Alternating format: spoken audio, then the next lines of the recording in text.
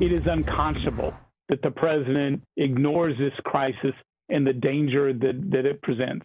Clearly, the word is out that there are open borders in the U.S., and this is how you access it.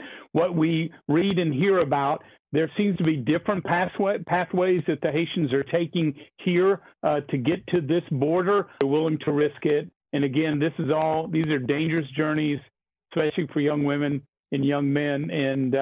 And I don't understand how this president can ignore it an hour longer. Members of Congress alarmed at the chaos unfolding at the border, and today hundreds of agents are set to arrive in Del Rio, Texas. The reinforcements come as the Biden administration ramps up what some are calling the quickest mass expulsion of refugees in decades. Lawrence Jones live at the border in Del Rio as local leaders call on the White House to publicly address this crisis. Lawrence, good morning to you. Good morning, guys. It's definitely a crisis of the Biden administration's own making.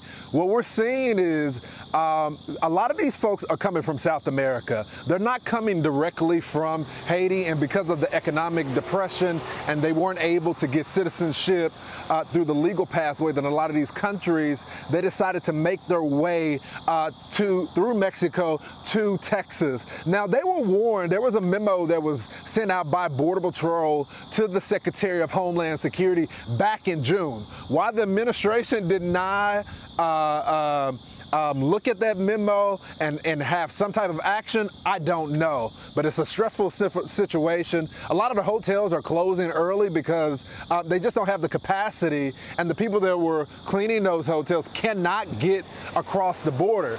As a result of everything that's happening right now, the legal pathway, the port of entry, is closed. You cannot come in or out. Lawrence, go back to the shot again where you're live. Seems like a lot of activity around you. What are you seeing behind you right now?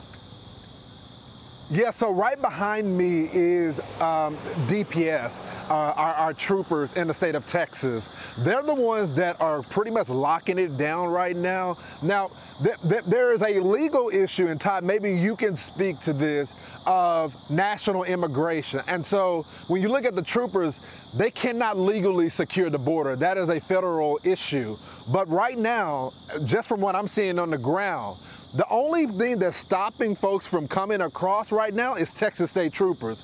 When you look at the border agents, and they're doing the best that they can. They're really handling the processing of that Haitian population right now. But the barrier between the border from Texas and Mexico, those are Texas DPS troopers. Right. Yeah, it's that delicate balance that DPS faces. Their job is to protect the Texas citizens. Right. But obviously, immigration is a federal issue. So it's that delicate balance. They can't step on toes, but obviously something needs to be done to protect the fine citizens of Texas. And that's part of the reason we have this mess. And we're actually going to get into a little bit of the Texas folks taking matters into their own hands in the next segment. Lawrence, thank you.